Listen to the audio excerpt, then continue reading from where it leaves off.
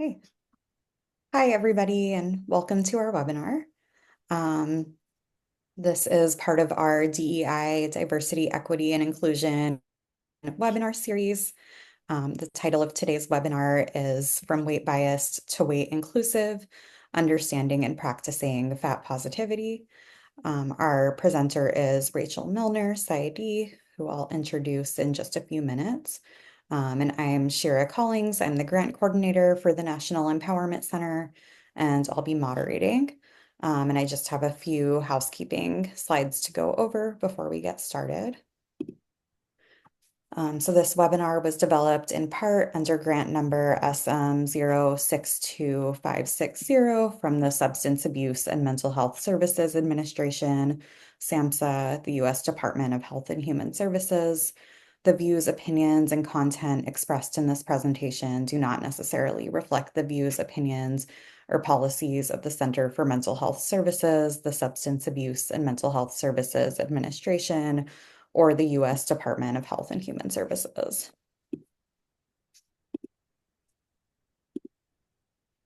Closed captioning is available for this webinar. You can click on the CC or more to view closed captioning. You can also view the entire transcript of the meeting by clicking on Show Transcript.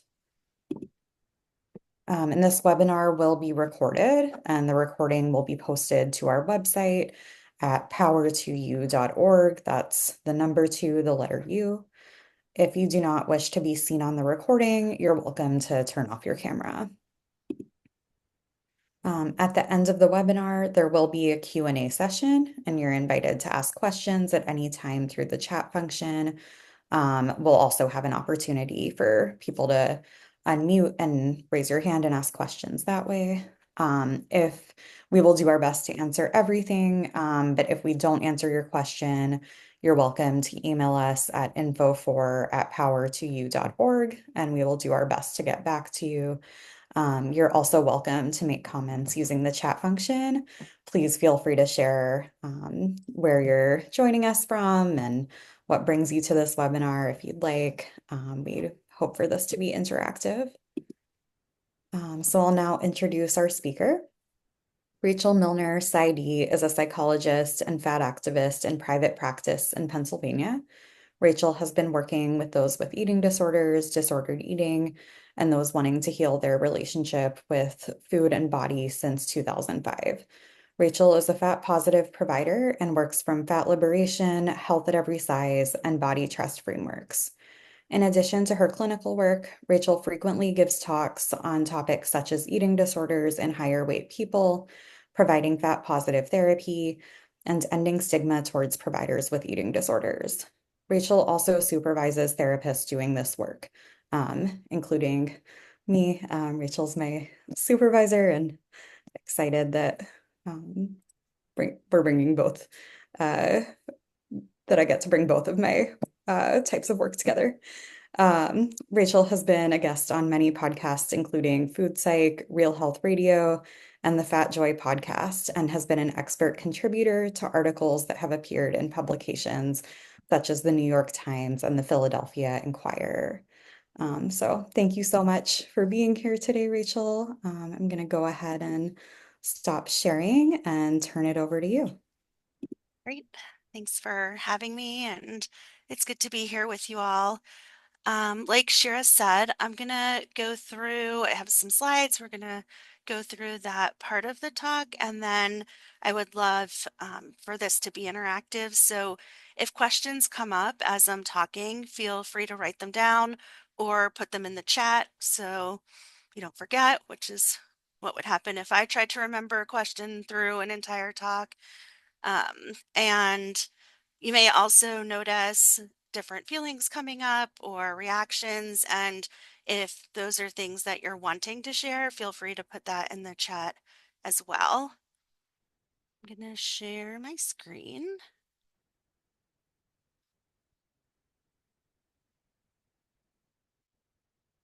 Okay. So this talk is From Weight Bias to Weight Inclusive, Understanding and Practicing Fat Positivity. And I'm going to spend some time going over what some of these terms mean. So if these are not terms that you're familiar with, don't worry, we're going to define them. I always start with a couple of these cartoons, and partially because I think we have an idea of how poorly higher weight people are treated in our culture. And sometimes looking at a cartoon like this that makes it so clear can really make us realize even more how harmful the culture is to higher weight people. So this says, "Doctor, I've been impaled." And the doctor says, "Well, maybe you'll feel better if you lose some weight." This one has somebody looking in the mirror and says, "Which bit would you alter first?" And the response is the culture. So I'm curious if anti-fat bias is something that you've learned about before, or if it's the first time you're learning about it.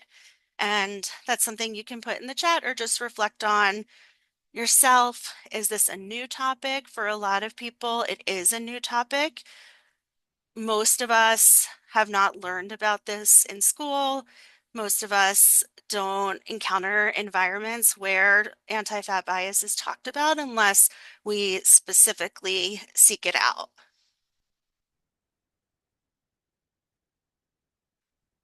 So as we're headed into this conversation, I wanted to go over some information about the languages that you'll hear me use and the words that you'll hear me use.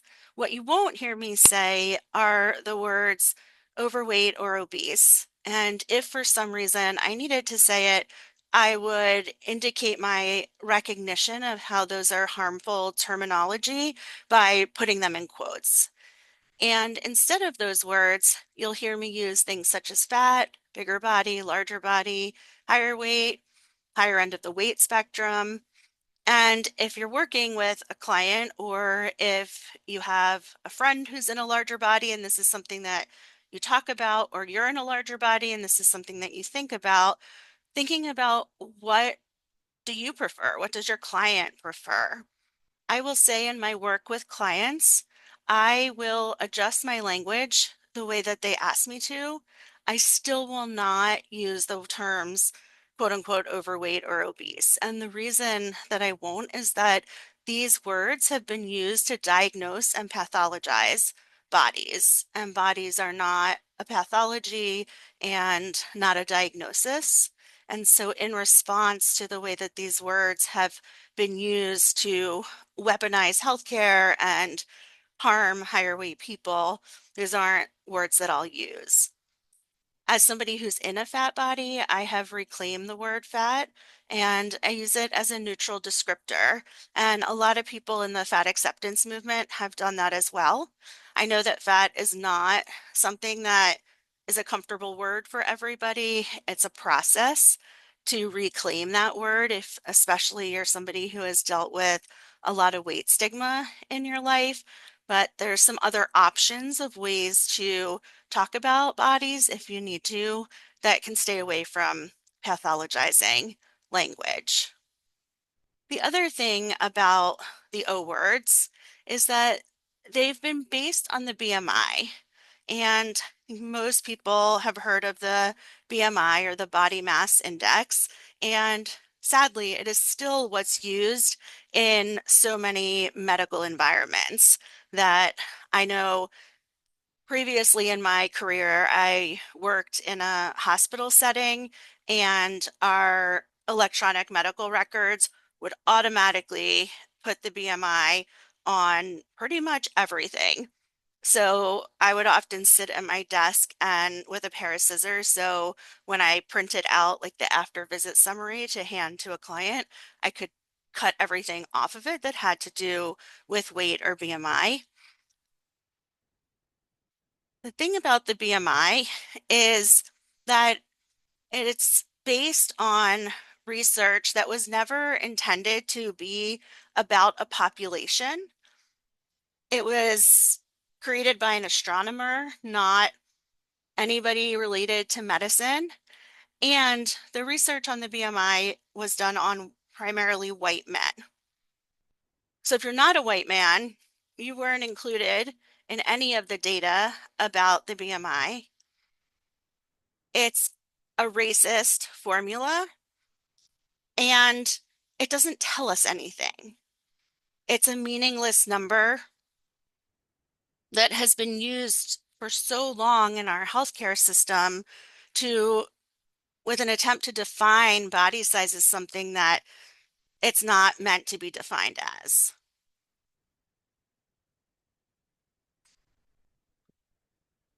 We know that the weight loss industry is a multi-million dollar industry. And I think some people are surprised to actually hear that it's a $90 billion industry and $90 billion a year. And that doesn't include anything that we think of as wellness. So, like, that doesn't include the amount of money that a gym makes when people are members. It doesn't include the amount of money that plastic surgeons might take in for people who are pursuing weight loss.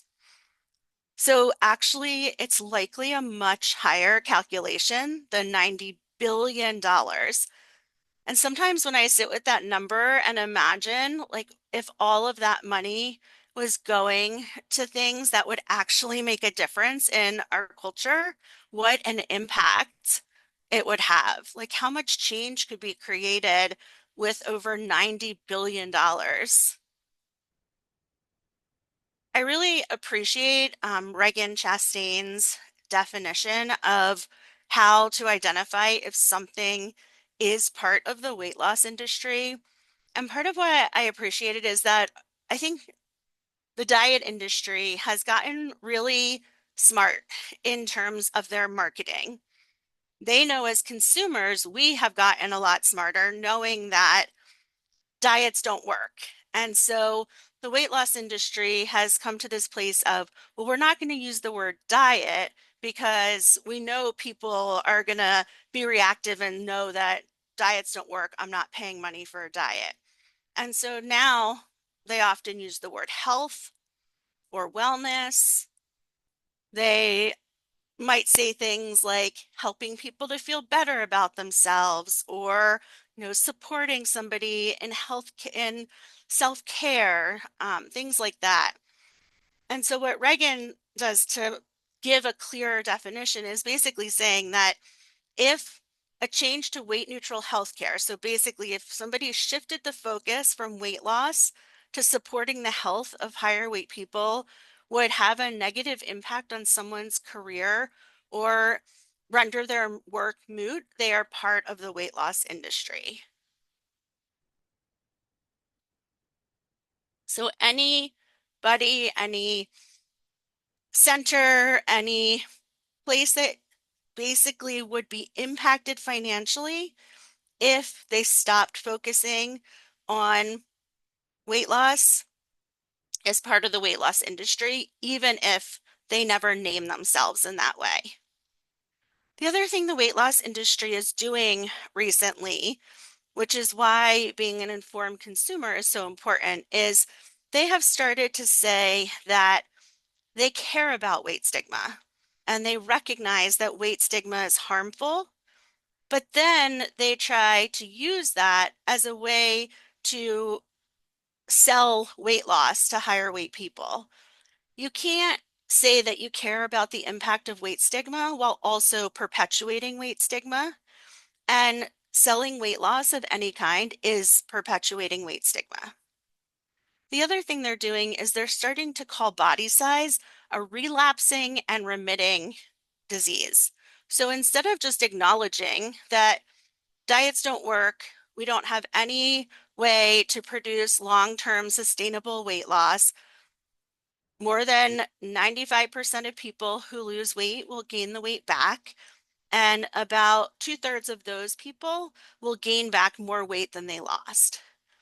So imagine a different type of medicine. Imagine if there was another field of medicine and they had some intervention or some drug, something that had a 95% failure rate, they wouldn't be recommending that to people.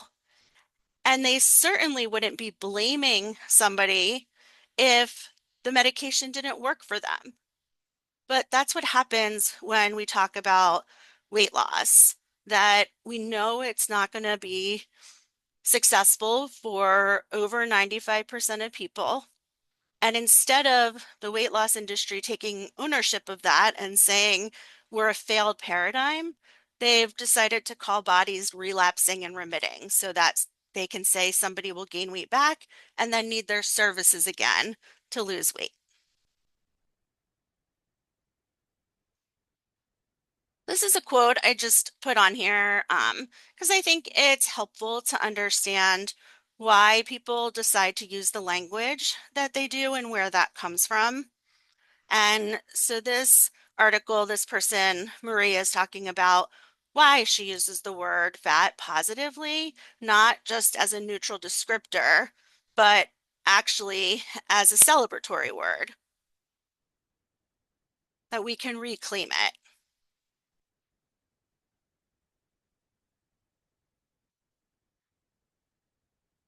So you've already heard me use the terminology diet culture several times as I've been talking. And as I said earlier, we want to have some shared definitions of what we're talking about. And so just to go over what is diet culture, I mean, the kind of most expansive answer is it is the culture we all live in. It's the culture that we've all been indoctrinated into way before we even knew it was happening, way before we could consent to it. So it's the culture that's taught us to worship thinness and equate health as a moral virtue. Even though you may not remember the first time that you learned that a thin body was supposed to be seen as better than a higher weight body, most of us at some point have learned that because it's so embedded in the culture. Diet culture promotes weight loss as a means of attaining higher status. And so we end up spending a massive amount of time, energy, and money trying to shrink our bodies, even though we know that there's no way for the vast majority of us to sustain weight loss beyond 2 to 5 years. Diet culture demonizes certain ways of eating while elevating others. So it leads people to be hyper vigilant about eating, ashamed of eating certain foods, not thinking about food as something that can be pleasurable.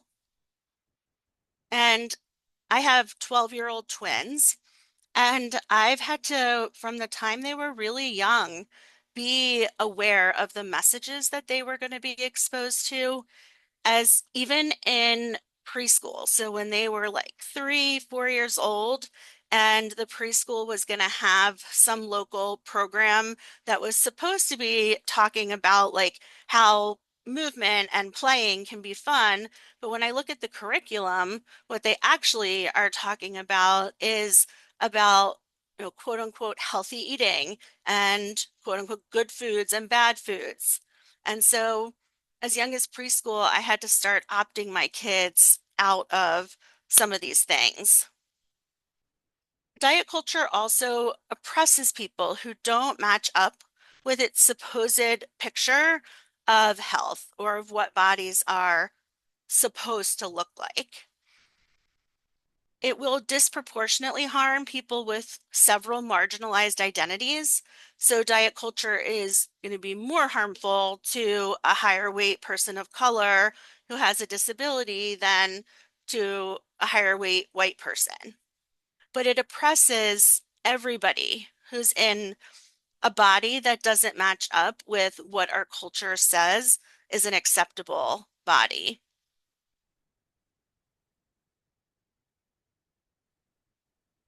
Weight stigma is consistent systemic oppression against people in larger bodies, and it makes it difficult or impossible to find clothes that fit their body, healthcare that's effective, non-discriminatory equal access to employment, and other basic human rights.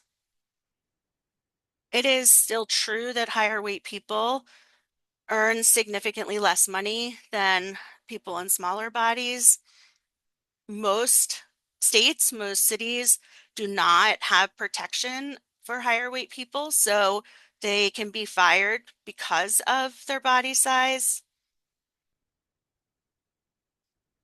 If you walk into most clothing stores, if there is a plus size section, it's typically a pretty small section, or some stores may sell plus size clothes, but it's in their like online store, not in their stores.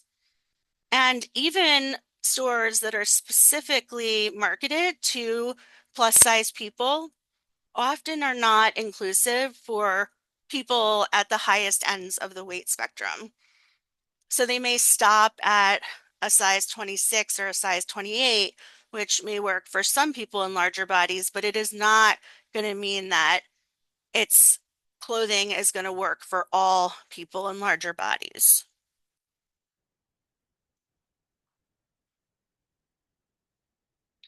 Aubrey Gordon, who you may have heard of, she co-hosts the podcast Maintenance Phase, which I know is a pretty popular podcast, so that may be a familiar name.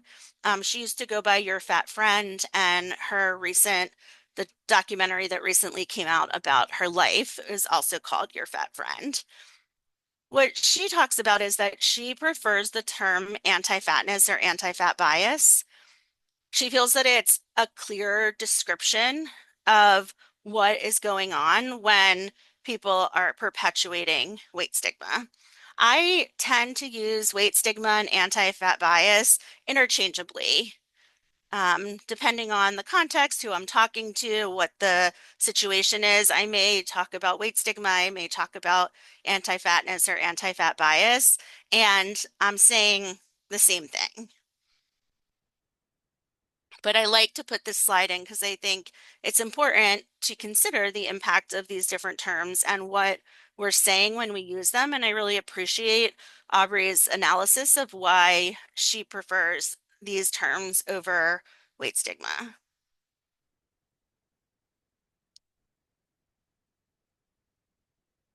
So now that we have some shared language and definitions, I wanted to talk some about how early we are indoctrinated into this, where some of that comes from, and how it impacts us.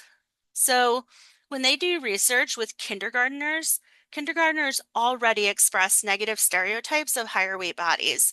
Some of the research that they've done with kindergartners is they take silhouettes of bodies and they show the kindergartners the silhouettes. And some of the silhouettes are of smaller bodied people and some are of larger bodied people.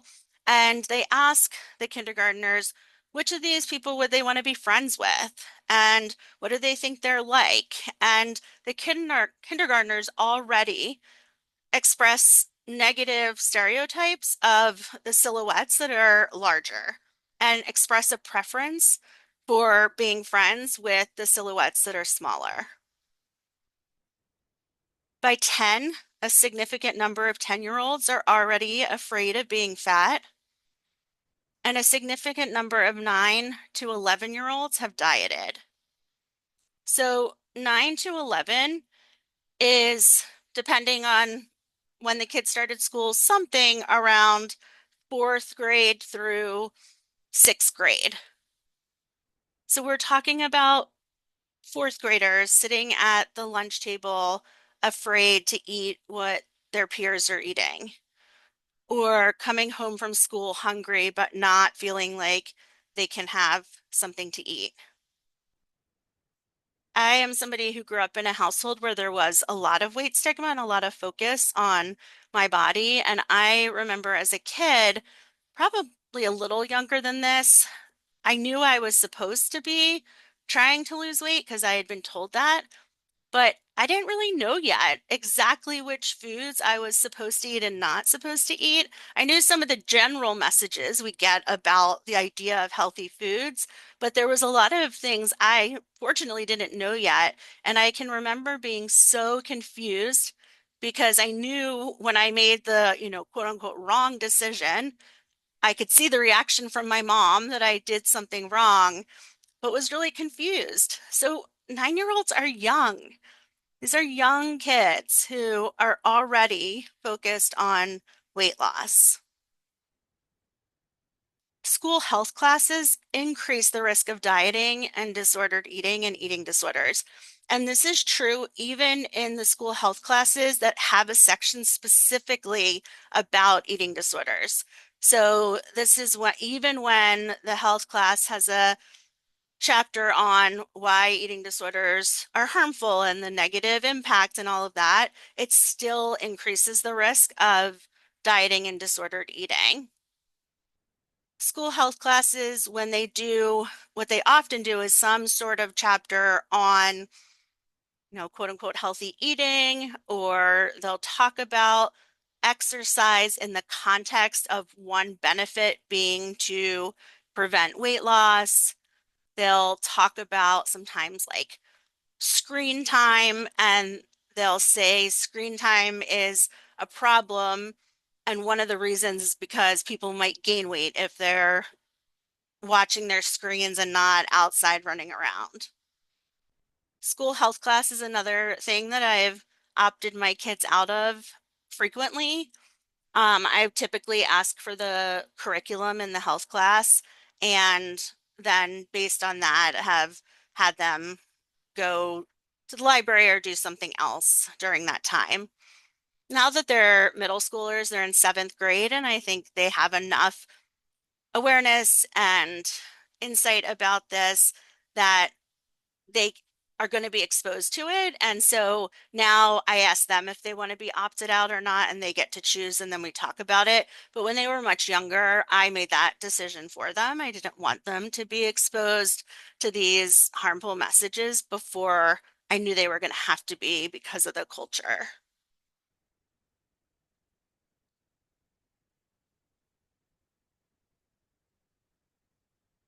Weight stigma continues to be reinforced.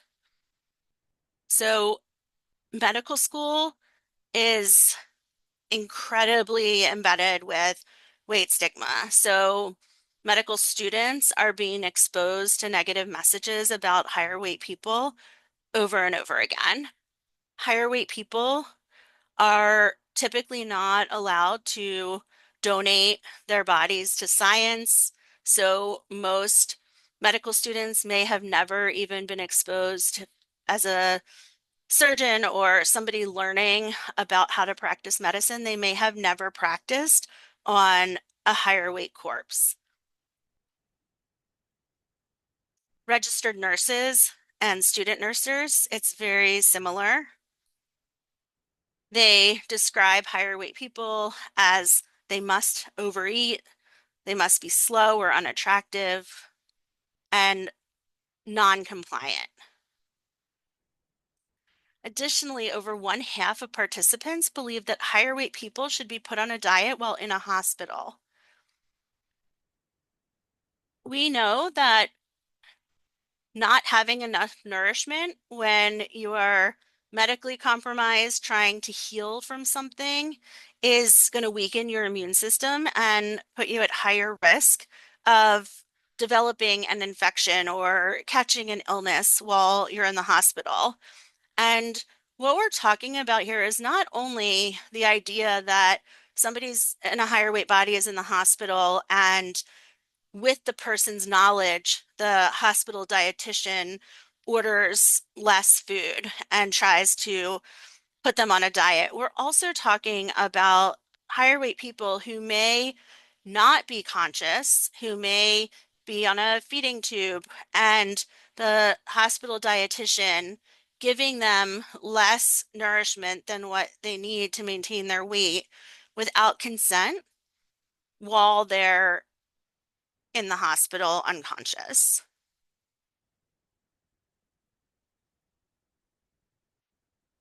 I was talking about health or wellness classes, school dress codes.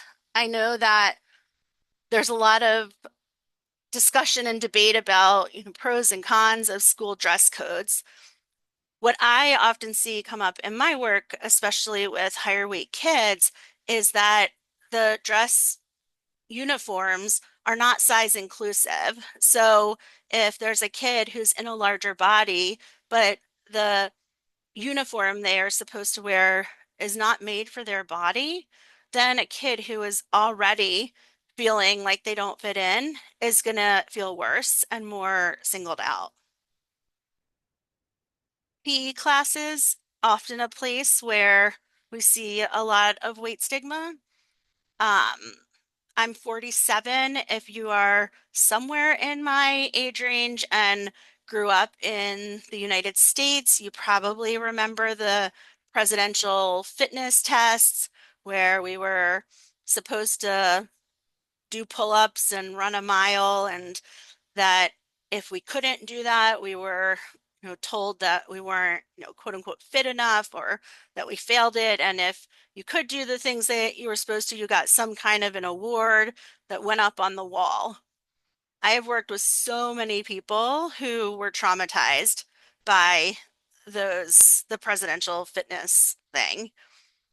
Um, PE classes are also a place where if somebody is in a larger body and they happen to be slower than some of the other kids or just not as athletic, nothing to do with their body size, but other students decide that must be what's going on and start making fun of them or bullying them. And we know that weight-based bullying is the most prevalent reason for kids being bullied. So it's the most prevalent reason that a kid who's being bullied would be bullied.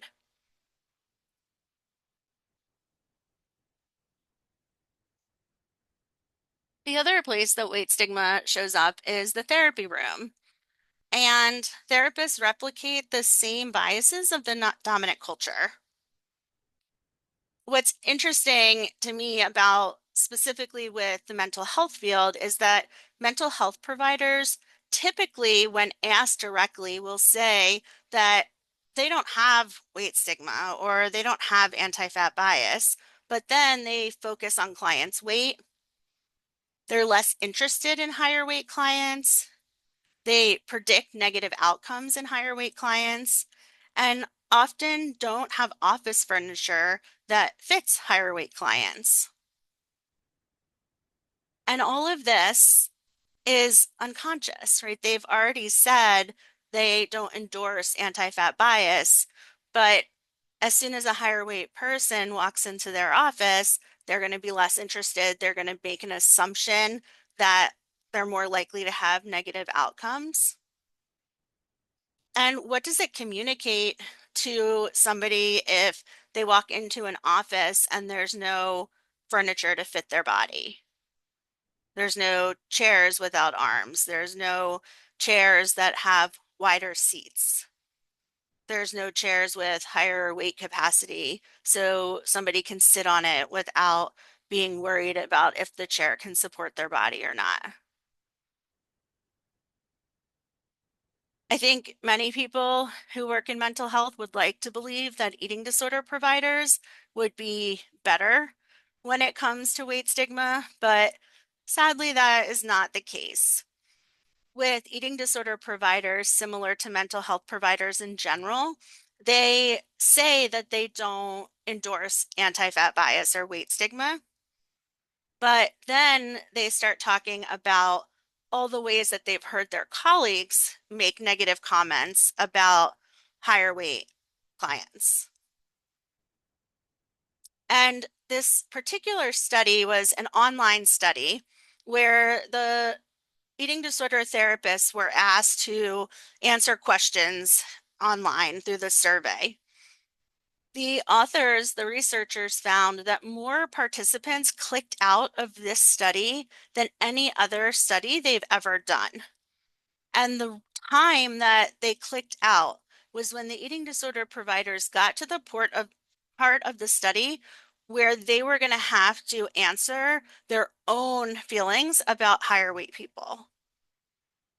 So during the part where they were asking, do they think other people in the field have anti-fat bias, that was okay. They were able to answer those questions. But as soon as they were going to have to acknowledge their own weight stigma, instead of sitting with the discomfort and continuing to answer the questions, they clicked out of the study and didn't finish it.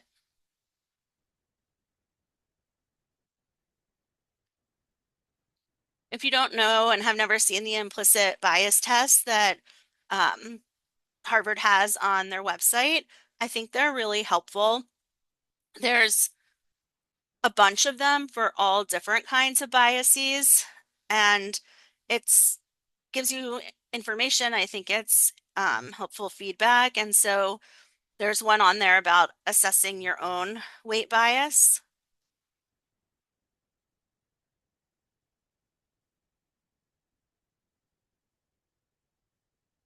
We know that there is significant mental health risks when people encounter weight stigma.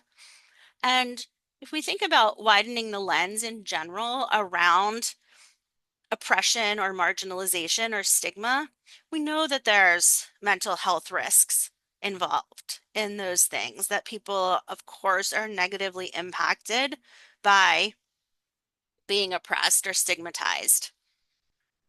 One thing to keep in mind when we're talking about weight stigma is that there may be a tendency because of our culture to shift the way that you're looking at it and thinking that people must have these mental health risks because of their body size, instead of recognizing that higher weight people have these mental health risks because of weight stigma. If you can imagine living in a world where there was no weight stigma. So imagine living in a world where none of us were exposed to a message that smaller bodies are better than bigger bodies. And then think about existing in a bigger body in that world free of weight stigma. Higher weight people would not have increased depression or suicidality or low self-esteem. Those things are not about being in a higher weight body. They're about constantly being bombarded with messages that your body is wrong. So it's not bodies that we need to be focused on changing. It's weight stigma that we need to be focused on changing. So people who are dealing with weight stigma have experienced increased suicidality, higher rates of depression, higher rates of eating disorders, low self-esteem, problematic substance use, anxiety, and body image concerns. With eating disorders, the stereotypes around eating disorders have really caused a lot of harm in many different ways. I think that would be an entire talk in and of itself. For the purposes of our conversation, I think it's important to know that people with eating disorders come in every body size, and people in every body size can have every type of eating disorder. So, like the stereotype might be if somebody's in a larger body, they must have binge eating disorder. Or if somebody's in a smaller body, they must have anorexia. In reality, people in larger bodies can have anorexia, people in smaller bodies can have binge eating disorder. People in larger bodies with anorexia are often not diagnosed, or they suffer with their eating disorder longer before diagnosis. As somebody with an eating disorder history, when I was kind of spiraling into anorexia, I had started out in a larger body and received all kinds of congratulations as I was losing weight, even though what actually was happening was that I had anorexia.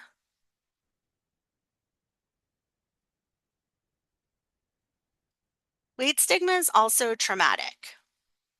So when you're experiencing weight stigma, there's a lack of safety in the body, there's disembodiment, there's potentially witnessing the trauma of other people. So watching something on TV and you think that you're sitting down to watch a show or a movie that has absolutely nothing to do with body size, and there's a fat joke, or there's a higher weight character who's portrayed as lonely and sad and depressed and sitting alone in their room.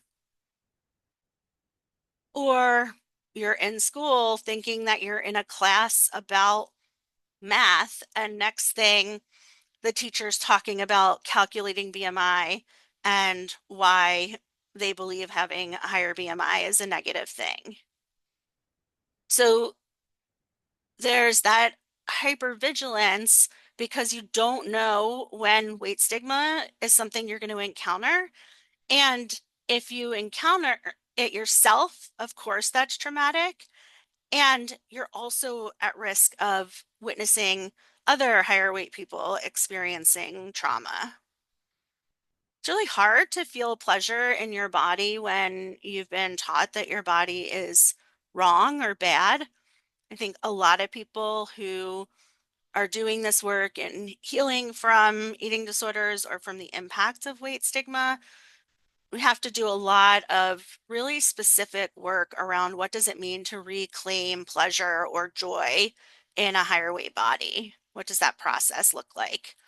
I think many of us have already been told, like within capitalist culture, that we're not supposed to spend time in pleasurable activities, that we're supposed to be, quote unquote, productive and doing our work. And so pleasure and joy can already be hard for people.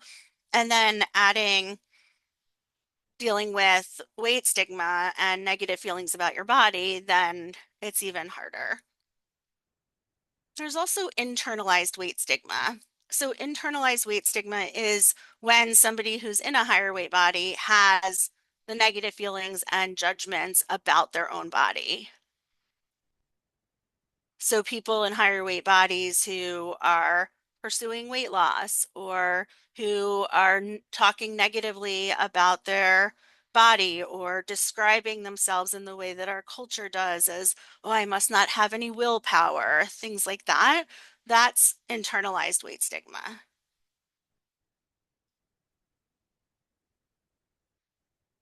Erin Harrop is a eating disorder researcher. They primarily research higher weight people with anorexia, or what's called quote unquote atypical anorexia, even though it's not atypical at all. And they talk about how inadequate the medical system is, including the eating disorder treatment field for higher weight people. And so sometimes the best that we can hope for is neutral care, which is sad. Like when I refer a client to a provider, I don't want them to get neutral care.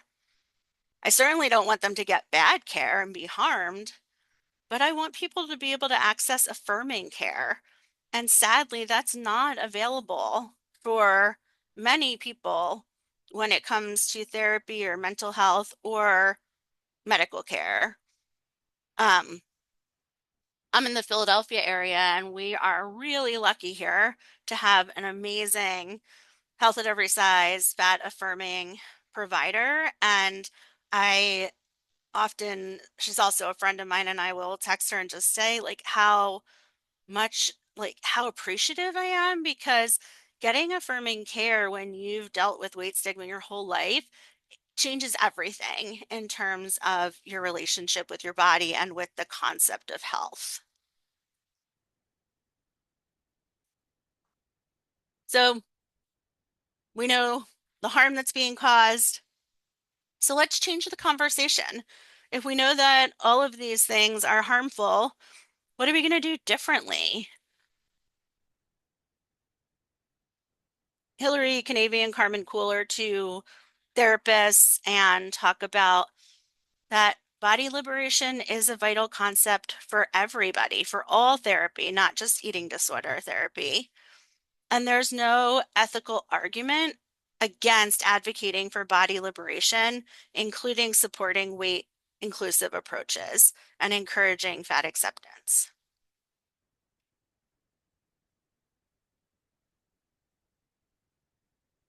if you're familiar with some of what I'm talking about, health at every size is probably something that you're more likely to be exposed to than other concepts.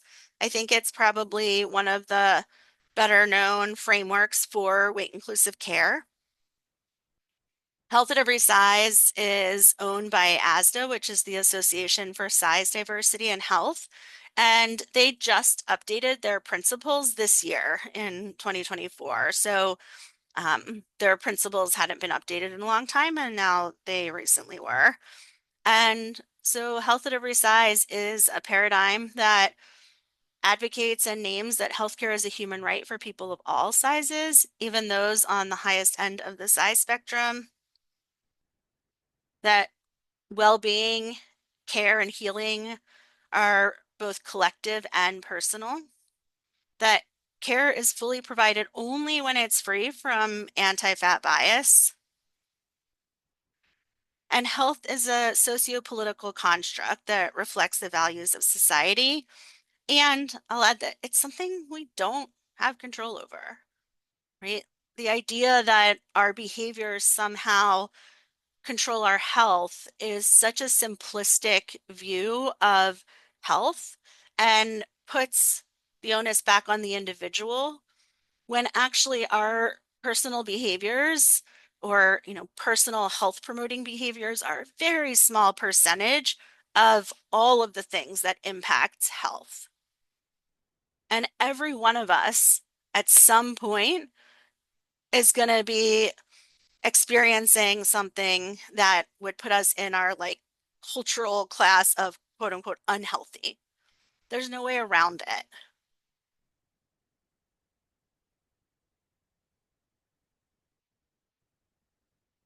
So, health at every size framework is grounded in liberatory frameworks, really values bodily autonomy. So, lots of consent, compassionate care, skills and equipment to provide compassionate and comprehensive care for fat people's bodies. So, this might be where somebody in a higher body isn't able to access an MRI that they need because the MRI machine wasn't made for their body.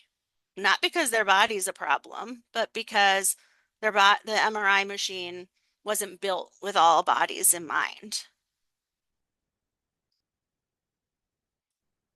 We need to be able to critically analyze research and medical recommendations. Regan Chastain, who I mentioned earlier, and I have information about her Substack at the end. I have a slide with a bunch of resources. Um, but her Substack is, I think it's Health and Weight and Health Substack. I don't remember. It's on the last slide, but she's a whiz at breaking down research, and I appreciate her work so much because what we're exposed to are the headlines that's like, such and such diet worked. And then she'll look at it and break down, well, what actually happened in this research? Oh, 70% of the participants dropped out. And what they're calling works is somebody lost weight and didn't gain it back 3 months later. Hayes puts the responsibility on the provider that it's not our job as higher weight people to educate or advocate or to try to get people, providers, to address their anti-fat bias, that is up to the provider to do. And that it's on all of us to address systemic anti-fat bias. Other weight inclusive frameworks, Body Trust is a framework that I'm trained in, and Body Trust talks about sort of the arc of the relationship with the body and with food, and the idea that we all experience a rupture often before we can consent. So that's like what we were talking about earlier when there's an age at which you learn that your body was a problem, or you learned that you're not supposed to eat certain foods. That's the rupture. The reckoning is the place of, I can't do this anymore, or I've tried dieting so many times and I just realized like this is not going to work in the way that I was taught diets are supposed to work. Or I've been living with this eating disorder for so long and I've got to figure out how to claw my way out of it. So the reckoning is like what I've been taught is wrong, and I've got to reckon with what do I do instead? How do I feel the grief and the anger and whatever feelings that come up? And then moving on to the idea of repair, which is how do I develop a relationship with food or with my body that is kind, sustainable, rooted in trust.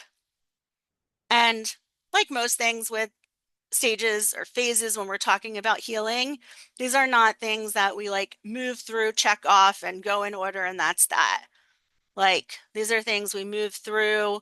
We remember different ruptures we've had. We bump up against more reckoning that we need to do.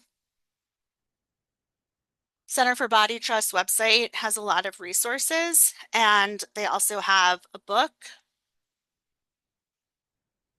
and a new podcast that just started, I don't know, a couple months ago. It's a really good podcast, also Reclaiming Body Trust.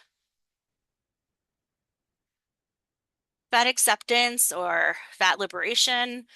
NAFA, which is the National Association to Advance Fat Acceptance, started in the 1960s when there was protests to fight discrimination against fat people.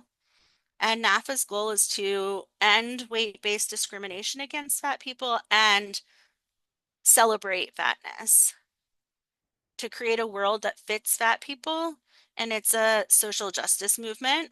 NAFA has been working to put anti-discrimination laws in place so people who are in higher weight bodies can't be fired because they're in a higher weight body, that we're protected from that kind of discrimination.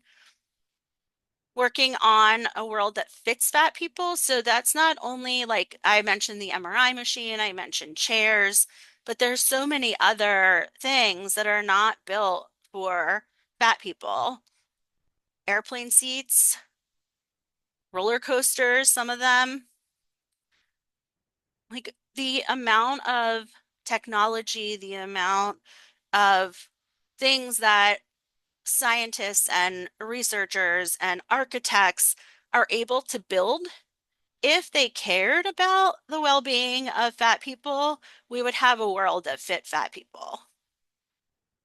If they can make a roller coaster that goes as high and as fast as it does, they can figure out how to make a roller coaster with seats that work for higher weight bodies.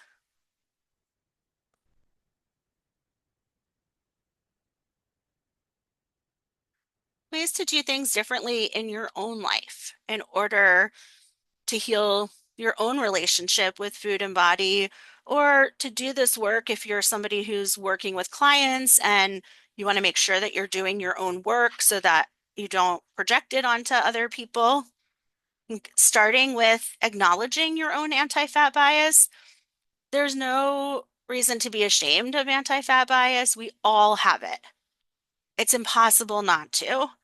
So it's about how do you acknowledge it and then how do you work on it so that you're not putting it on to other people or onto yourself. One thing to do if you're on social media is diversify your social media feed and your reading list. My social media feed is all fat positive accounts. None of them are diet accounts. And if I ever get like an ad that pops up on Instagram or Facebook, I report them as scam and then they get removed from my feed. Make sure you're doing your own research. Don't just take what a doctor says because they're a doctor. Doctors, remember, have some of the highest levels of weight bias and have not been trained to support fat bodies. Ask fat friends and family members how you can best support them. Or if you are somebody in a larger body, thinking about what do you need from friends or family members? What kind of boundaries do you need to set?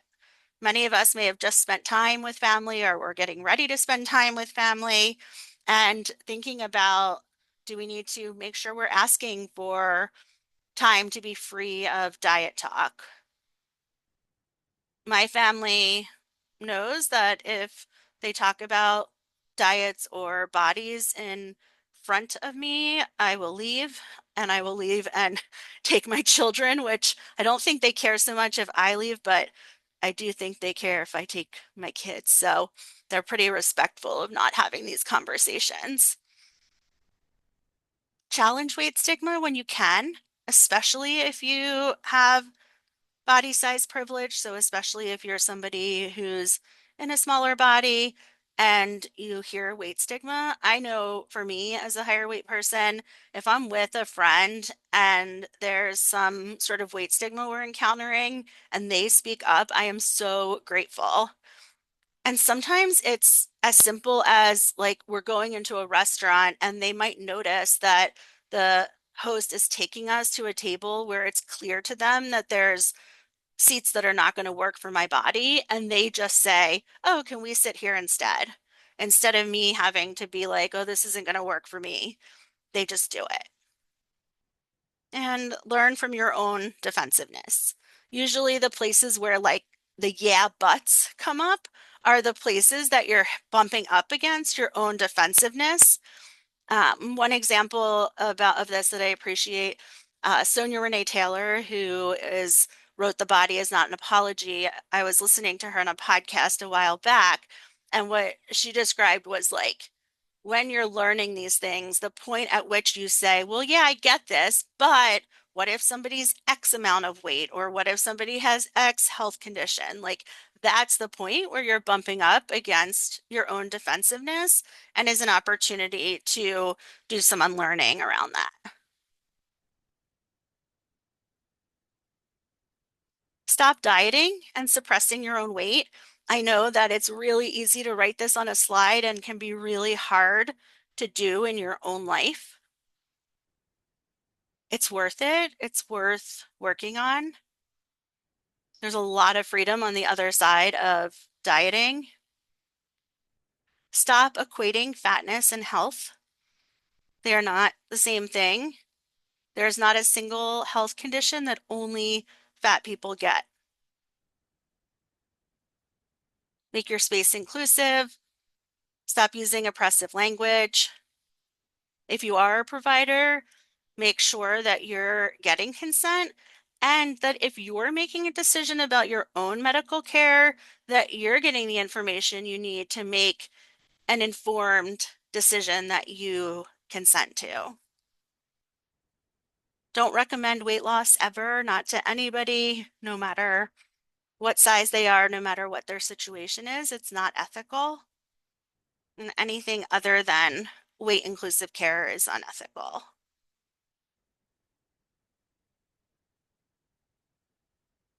Let's have this final quote that we have to deconstruct sociocultural power structures before body liberation is possible. Body size isn't the problem, it's oppression. We have to do our own work.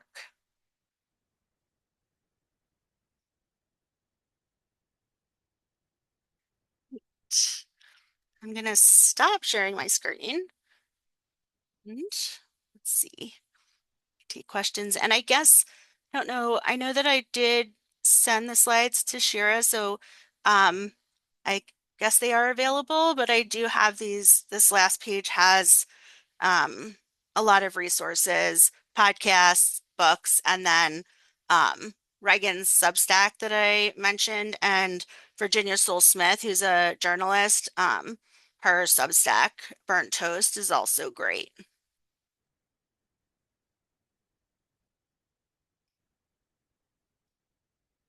All right, I'm going to stop sharing and Change view. Okay. So I don't know, Shara, the best way to start with questions, if there's been questions in the chat, or should have people raise their hands, or what works best? Yeah, I guess we can do some of each. If someone has a question that you want to ask out loud, you're welcome to raise your hand. And I see Lillian, you've raised your hand. So I'm going to go ahead and ask you to unmute. And then I'll also ask some questions in the chat as well. Yeah, I put this in the chat before I realized we were going to be able to ask out loud. How do you work with people who are focused on their body weight and their body size and have internalized that fat phobia, the weight stigma? How do you support them? I know I recently started for myself working with a therapist around those issues for myself, and I struggle with them. So how do I support someone in an area I'm struggling with myself? Yeah, I think so. In terms of how do we support people with something we're struggling with ourselves, I think that's part of being human, that like there's no way to be a therapist or a provider of any kind and not have times that we are struggling in the same ways that our clients are. I would much rather have a provider who is struggling, but in therapy doing their own work, than I would a provider who isn't aware of their struggling and isn't getting support or acknowledging it. Um, I think we have to do, check in with ourselves and make sure that are we in a place where we can do the work with clients where we're not going to project it onto them, but we're often going to do our own work simultaneously to our clients. When I'm working with somebody who wants to pursue weight loss, which almost everybody who I see, even though at this point, when people reach out to me, they know that I'm a fat positive therapist, comes in wanting to lose weight. Like that's what our culture has taught people. And so I hold a lot of space for that. I tell people that I want to know how they feel and what they're thinking, and that ultimately what they decide to do with their bodies is their choice. I'm not here to talk them out of or into anything, but I am here to hold space that's not oppressive and to be able to widen the lens from what we were taught in the culture and to help people make an informed decision, because most of the places that are selling some form of weight loss are not really giving people the information needed to make an informed consent.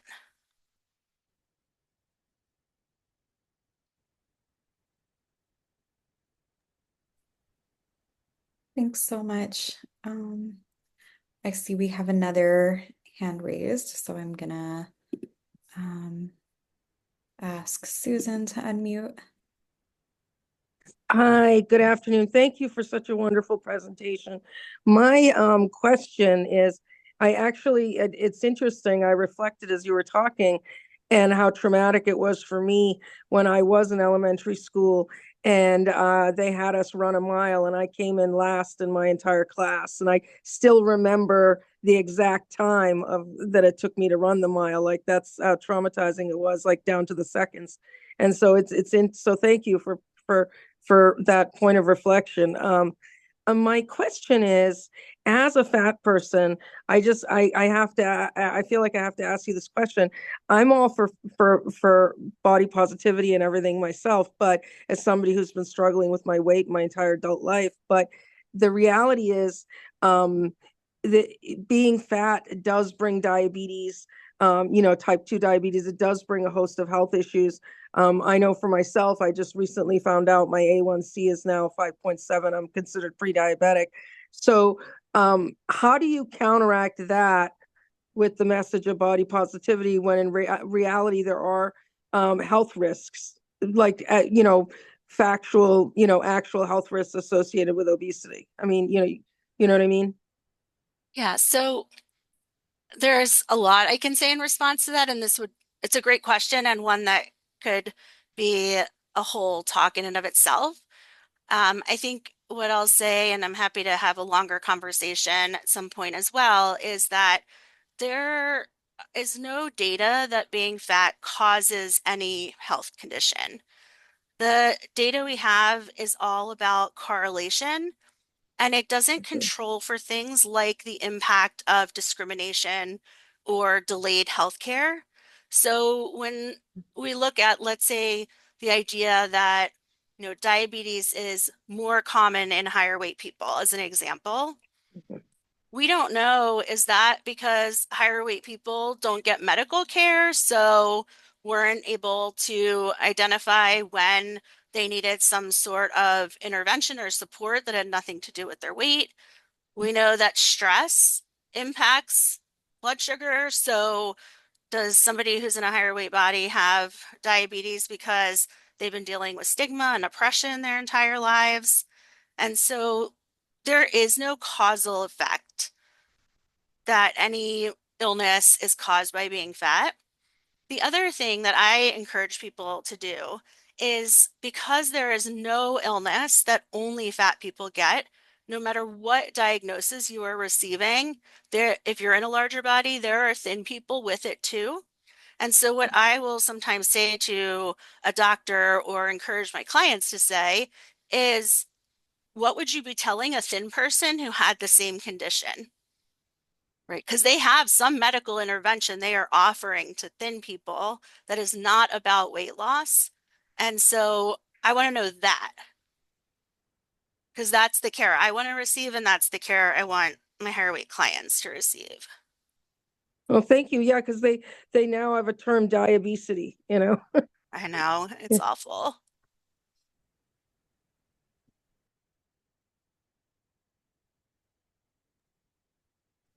Thank you so much for that response. Um, yeah, Lillian has another question, so I'll ask you to unmute again and spotlight you. I actually kind of wanted to add on to or respond to the last question about the diabetes and things like that. The risk factors for diabetes are a whole lot of things, including genetics and, you know, race and all of those kinds of things. And the factors are so, there's so many of them, none of them are causal. And realizing that a lot of the health issues that I deal with do come from not having had care throughout my life at integral points in time. And it's just really hard to separate that inside of myself, to know that I didn't cause my own health issues. I didn't cause myself to be fat, and I think that's one of the things, is that higher weight bodies happen. They're not caused.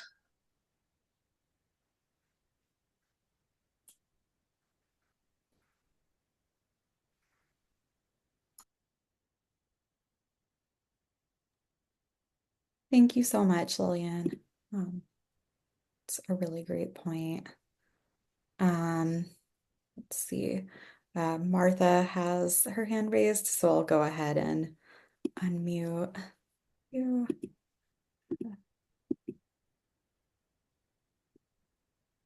That my screen is not, I apologize, my screen isn't available for you. I'm sorry about that.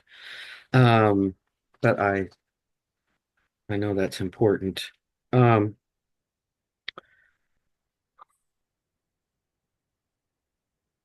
I just lost my question. Martha, I know Oh, I you. know what? I got it. I just remembered it. I was interested in the study that you mentioned when you were talking about the kids, and you didn't mention anything about gender differences. And uh, I'm just curious about that because I think that this issue obviously this is my own orientation, is far more traumatic on many different levels for female and women than it is for male and men, and very subtly infused at a very young age, and that's is not intended to have any disrespect for men and what they've been through. But I just wondered if you, I was surprised you didn't mention in this study of children that they looked at gender differences in terms of bullying and messaging. And I just was Yeah. interested in your thoughts on that. So the research on the younger kids is typically they ask all the kids. So it's not one gender or one gender identity or another. The research as it starts to get into like later middle school and adolescence often is focused specifically on, sadly, cis women. Um, and so we do have more data around cis women than we do any other gender identity. Um, we know that eating disorders in cis men are on the rise, that more cis men are seeking out weight loss. We also, the trans and non-binary communities have the highest rate of eating disorder risk.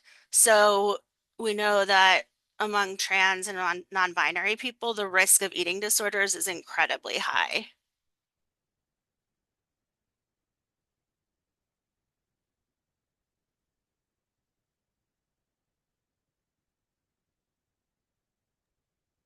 Thank you. Um, we do have a question in the chat. What do you think about weight loss surgery or Ozempic? So I had a slide with Ozempic and weight loss surgery, and I like took it out and put it in and took it out and put it in, and like it's such a big topic.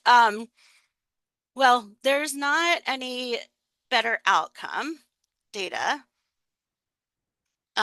even though that's what they want us to believe. There's not any long-term studies that show that people who lose weight with these keep the weight off long term. Um, when it comes to bariatric surgery, basically what we're doing is taking a healthy, functioning organ and removing parts of it.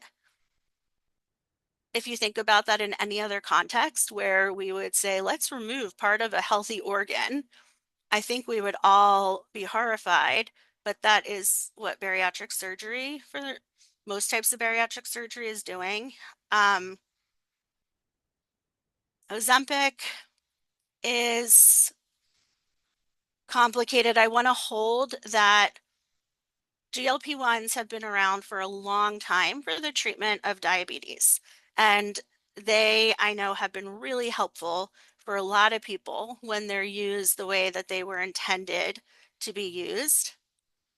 And so people who are on GLP-1s to manage their diabetes is very different than when these medications are being prescribed at significantly higher doses in order to promote weight loss. There's not research, not a lot of research about what the impact of these higher doses is. There's not research about what's the impact of being on significantly higher dosage for longer periods of time. There's significant side effects and medical risks, including the risk of death with some of the complications and side effects. They are recommending these medications in younger and younger kids, which I think is really scary.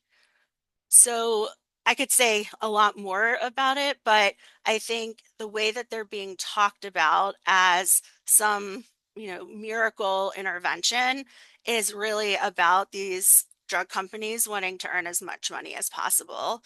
And depending on how old you are, you may remember what happened with fen-phen, where when fen-phen came out, it was the same thing. It was like, okay, we've got the cure for higher weight, and it was marketed, and then it was pulled off the market not long after when they realized that the side effects were putting people's lives at risk.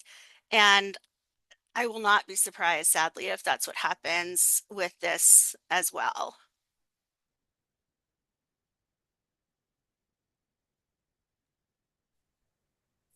Yeah, thank you so much for that response. Um, we also have another question in the chat, asking what you think of the intuitive eating model of nutrition. I think that intuitive eating can be helpful for some people and also is lacking in a lot of ways. So I think that the concept, the idea of like being aware of what our body is hungry for, eating what we're hungry for, being aware of hunger and fullness, like all of those things, not thinking about food in terms of like calories or about weight or anything like that is a really great concept. And I think people for who intuitive eating is helpful, that's great. I know they can feel a lot of freedom. I think it doesn't take into account things like access, finances. We can't always like paying for exactly the food that you want in the moment that you want it is not always accessible.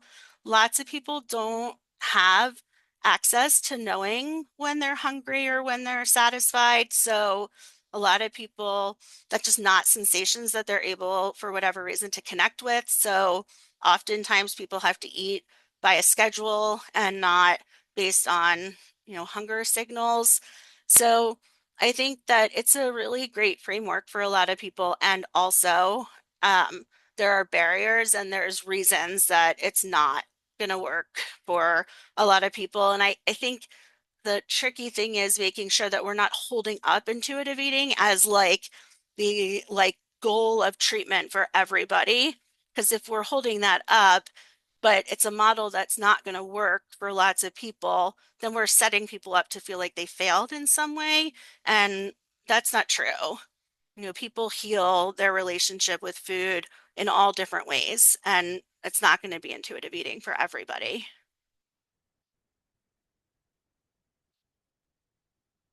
Absolutely, great points. Um, and then we have another question in the chat, and just a reminder, to feel free to unmute, or to raise your hands and I'll, unmute you if you would like to ask a question out loud. But someone asked, is there such a thing as being overweight and healthy? If I eat right, can I be healthy but overweight?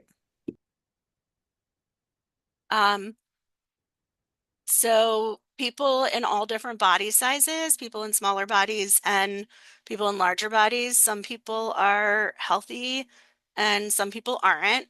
Body size isn't the same as health.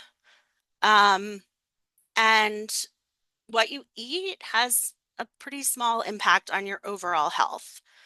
It's kind of similar, like if we had like a pie chart of what contributes to overall health, the percentage of like what you eat in relation to all the other things that contribute to health is pretty small. So we don't have as much control over our health as I think we were taught or that we wish that we had.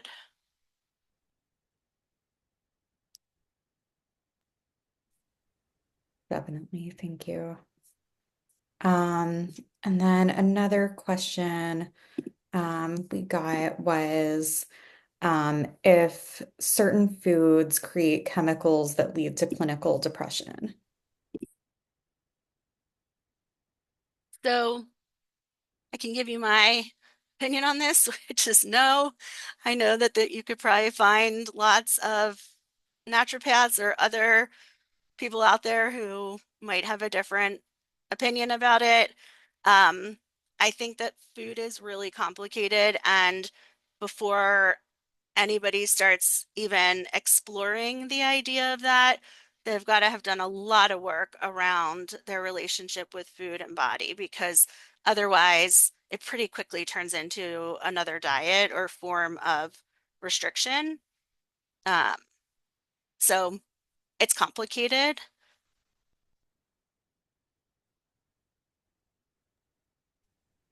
For sure. Um, Someone else asked, are you familiar with the work of Uma Naidoo, a nutritional psychiatrist? I think she would disagree with you about the importance of eating a healthy diet. I don't know that particular person. I'm sure there are many people who would disagree. I think, the model of that is weight normative. So the model that looks at body size as, an indicator of health or focusing on individual behaviors, and that's the mainstream model. It's not. So yes, I'm sure we would disagree. And I think if you wanted to seek out people who disagree, it would not be hard to do. Um, and we still have to remember that they're working in the same failed paradigm that we're talking about when we talk about how diets don't work. Like, if that paradigm was effective, then everybody would be healthy, longevity would be increasing, not decreasing. Everybody would be thin because that's what they're focused on. So, yeah.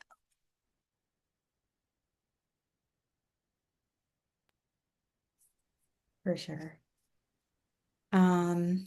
Let me see. We had another question asking if any studies have been done of cultures that have no weight stigma. Hmm. That is a good question. I don't know. I don't know of any cultures that are truly free from any weight stigma. I know some studies of like when more media was introduced, that it increased the rate of eating disorders and dieting, but I don't know if there's any research on a culture that is free from weight stigma. Yeah, I imagine that would be hard to find, unfortunately. Barbara, you have your hand raised, so I'm going to ask you to unmute. Hey, I'm the person that asked about whether you were familiar with Uma and Naidu. I work in a mental health center, and we have a nutrition class that we have every couple of weeks, and we've been going through various books and things that talk about nutrition and what they have to do with brain chemistry. And Dr. Uma Naidu is like one of the most preeminent psychiatrists that have to do with um, brain chemistry and what food can um, have an effect on it. And she doesn't have a mainstream point of view. She has a point of view of what is it that affects your brain and your, what foods have been shown to have an effect on decreasing depression and decreasing anxiety. And I don't know, I think if you're not familiar, you might want to take a look at it. So I'm I will for sure look her up. Yes, I will look her up.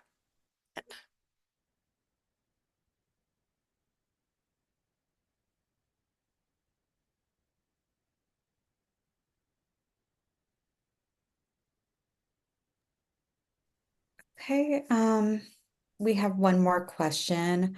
What about Asian and Mediterranean countries that appear as if their populations are thinner?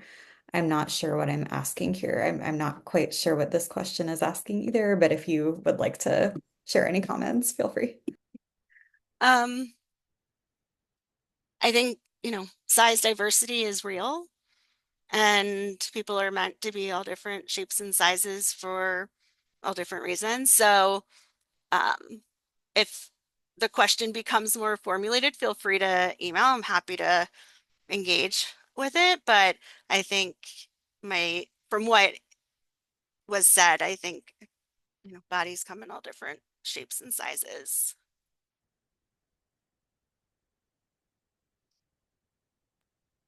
Absolutely. Um, And we probably have time for like one or two more questions. We have a question asking, what is your view on how addictive junk foods are? Um, I don't think food is an addictive substance. Um, for many reasons, and I'm hesitating because it's such a like big question and I'm trying to figure out how to answer it in like a brief answer. I think the problem is this conversation was just coming up in a forum online with eating disorder providers, and the people who argue that food is an addictive substance usually argue it from the framework of food must be addictive because even people who have never dieted and have no eating disorder history binge eat or feel a loss of control over what they're eating. And my thought about that is there may be people who have never dieted and there may be people who don't have an eating disorder. There's nobody that hasn't internalized cultural messages about food. So, what we need to do first is end weight stigma, stop moralizing food, address all of the internalized fat phobia, raise a generation who's free of that. Then we could probably do like an actual objective study on is food an addictive substance or not. I don't think food is. I also, we know from all the history of dieting that the idea of abstinence is not something that's going to be sustainable for people long term. And so I think even when somebody has an addiction model for food, we still have to think about other ways to support them.